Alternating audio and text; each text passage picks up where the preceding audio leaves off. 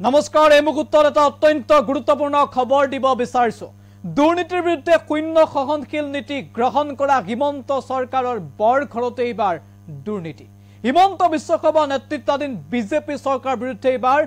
আক্ৰমণাত্মক হৈ পৰিল আম আদমি পাৰ্টিৰ ৰাজ্যিক সভাপতি মনোজ ধানোৱা ইতিমধ্যে হিমন্ত বিশ্ব শৰ্মা নেতৃত্বাধীন বিজেপি চৰকাৰ দুগৰাকীকৈ মন্ত্ৰীৰ নাম এইবাৰ সাঙুৰ খাইছে এটা বিশেষ দুৰ্নীতি যেটো বিজেপি নেতাই ভুৱা ওয়াৰ্ক অৰ্ডাৰ উলিয়াই শ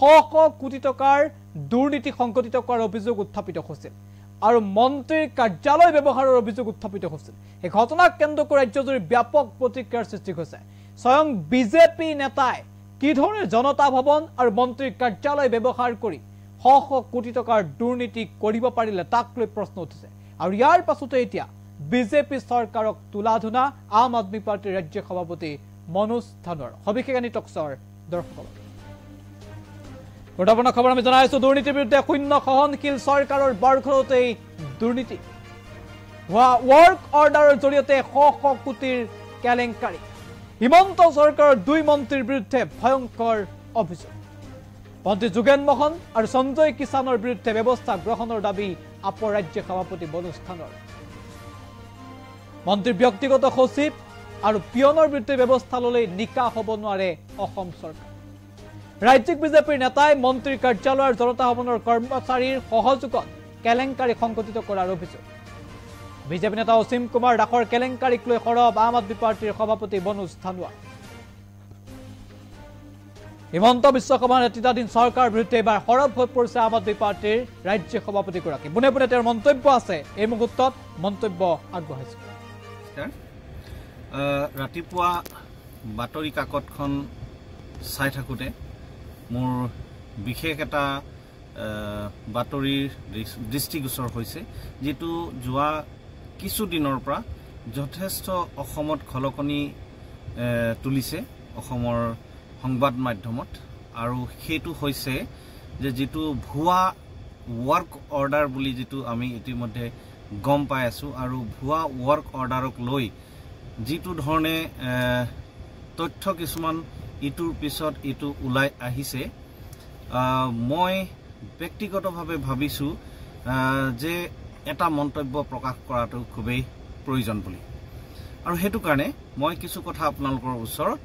দাঙি ধৰিবলৈ বিচাৰিছো আৰু এই কথাখিনি এনেকুৱা প্ৰথমত আমি শুনিবলৈ পালো যে বিজেপিৰ এজন নেতা অসীম দাস তেখেতে মন্ত্ৰী সঞ্জয় কিষাণৰ কনফাৰেন্স হল ব্যৱহাৰ কৰি তেখেতৰ বাসগৃহ ব্যৱহাৰ কৰি ভুৱা ওয়াৰ্ক অৰ্ডাৰ কিছু জাৰি কৰিছে কিছুমান অনুষ্ঠান প্ৰতিষ্ঠানৰ নামত আৰু এই ওয়াৰ্ক অৰ্ডাৰটো ইতিমধ্যে গম পোৱা গৈ আছে যে প্ৰায় 250 কোটি টকাৰ এটা বৃহৎ কেলেংকাৰী হ'ব পাৰে যেন এটা অনুমান হৈ আছে ইয়াৰ লগে লগে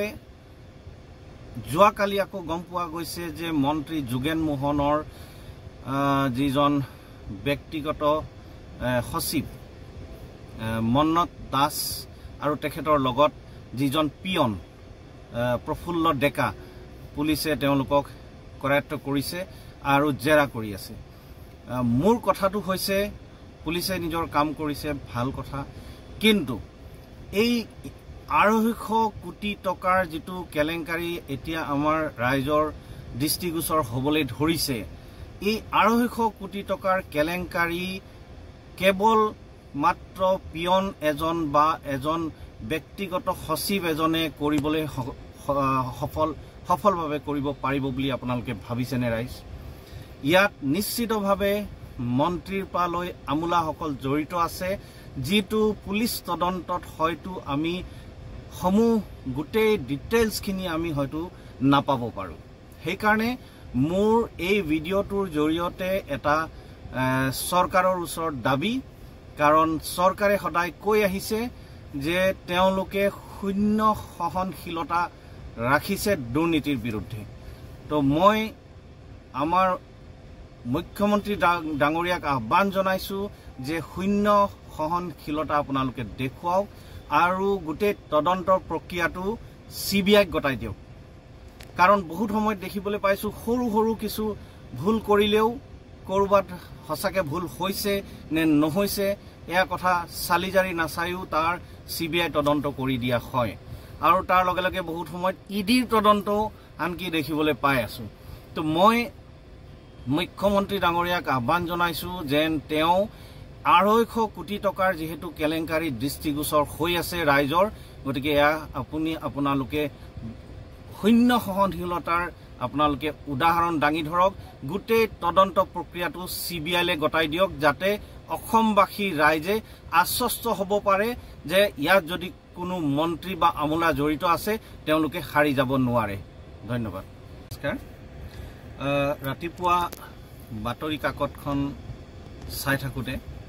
মোৰ বিশেষ এটা